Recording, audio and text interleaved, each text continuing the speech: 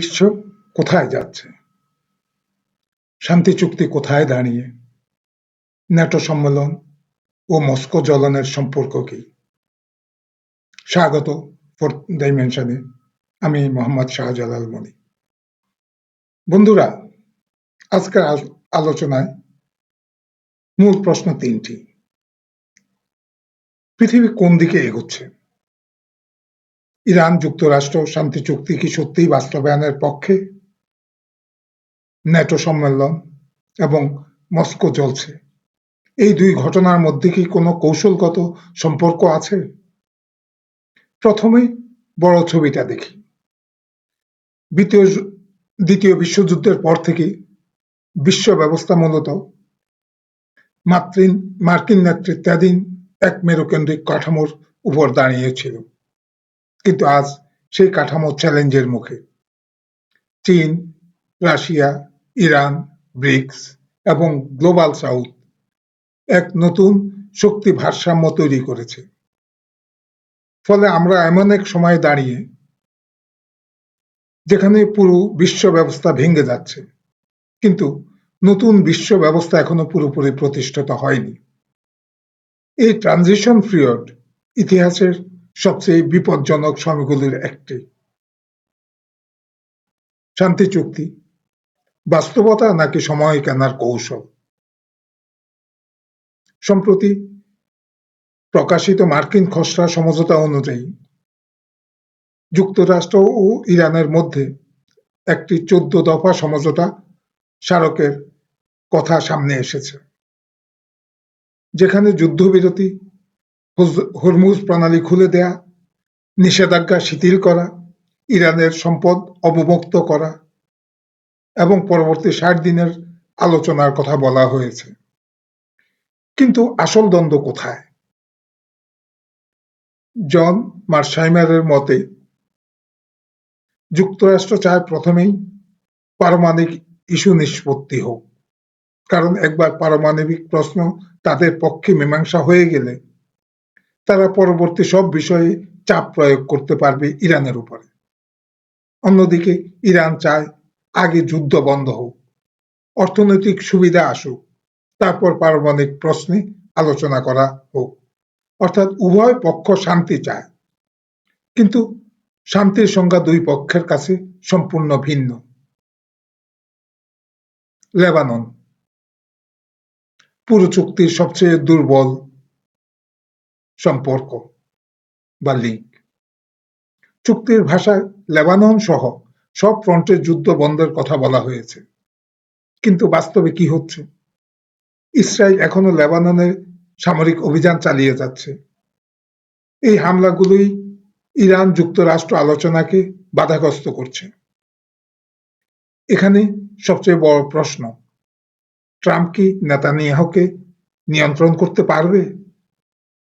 কারণ নেতানিয়াহুর জন্য এই যুদ্ধ শুধু ভূ রাজনীতি নয়, ব্যক্তিগত রাজনৈতিক টিকে থাকার প্রশ্নও এখানে।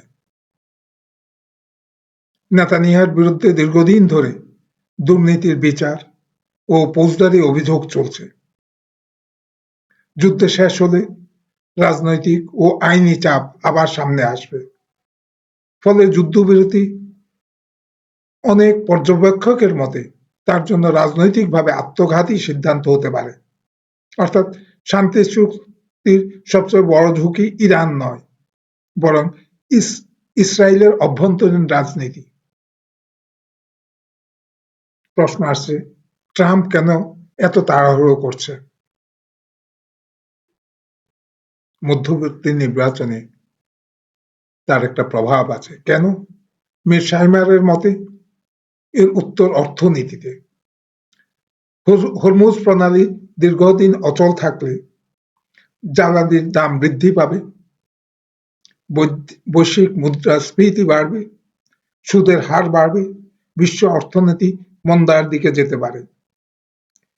তিনি সতর্ক করে বলেন যে এই পরিস্থিতি দীর্ঘায়িত হলে বিশ্ব অর্থনীতি খাদের দ্বার প্রান্তে গিয়ে দাঁড়াবে।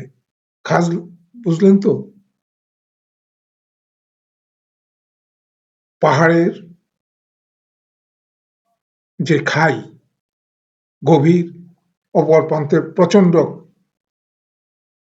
গভীর, সেই কাছে এসে পৌঁছাবে।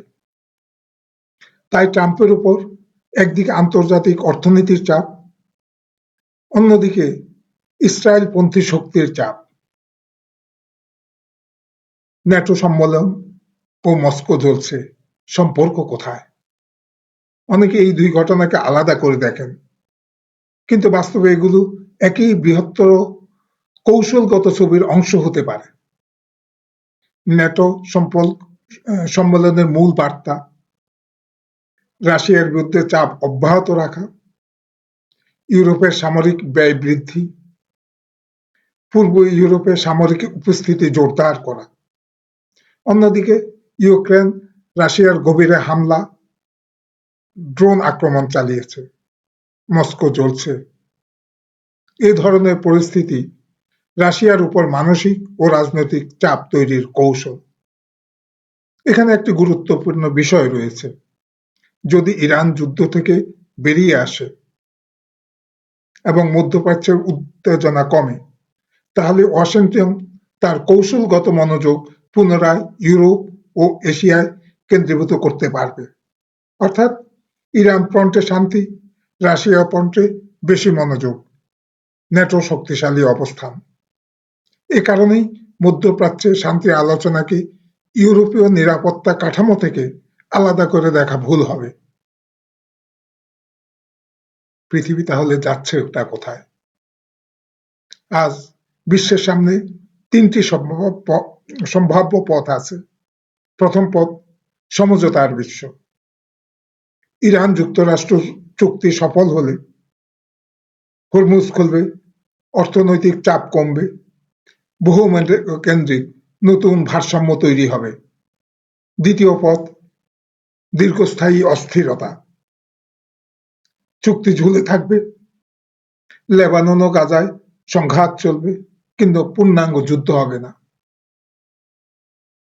তৃতীয় পথ বৃহত্তর সংঘাত। নেতানিয়াহু বা অন্য কোনো পক্ষ যদি চুক্তি ভেঙে দিয়ে আবার সংঘাত ছড়িয়ে পড়বে, যার প্রভাব মধ্যপ্রাচ্য ছাড়িয়ে ইউরোপ ও এশিয়াতে পৌঁছাবে। সবশেষে বলবো, আজকের বিশ্বে সবচেয়ে গুরুত্বপূর্ণ প্রশ্ন ইরান, ইসরায়েল বা রাশিয়া নয়। প্রশ্ন হলো পুরনো মার্কিন নেতৃত্বাধীন বিশ্ব ব্যবস্থা কি শান্তিপূর্ণভাবে ক্ষমতা ভাগ করবে, নাকি ক্ষমতা হারানোর ভয়ে আবারও সংঘাত সৃষ্টি করবে?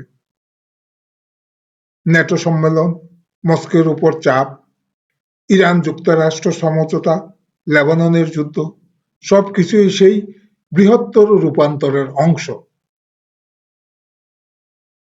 বিশ্ব এখন শুধু যুদ্ধ ও শান্তির সন্ধিক্ষণে নয়, বিশ্ব এখন এক মেরুর থেকে বহু মেরুর ব্যবস্থায় রূপান্তরের সন্ধিক্ষণে। আর এই রূপান্তরের ফলেই নির্ধারণ করবে আগামী কয়েক দশকের বৈশ্বিক রাজনীতি, অর্থনীতি এবং নিরাপত্তার ভবিষ্যৎ। ফোর্থ ডাইমেনশনের সঙ্গে থাকুন, কারণ আমরা শুধু ঘটনাকে দেখি না, ঘটনাগুলোর পেছনের মাত্রাও খুঁজে বের করার চেষ্টা করি। সবাই ভালো থাকুন, আবার দেখা।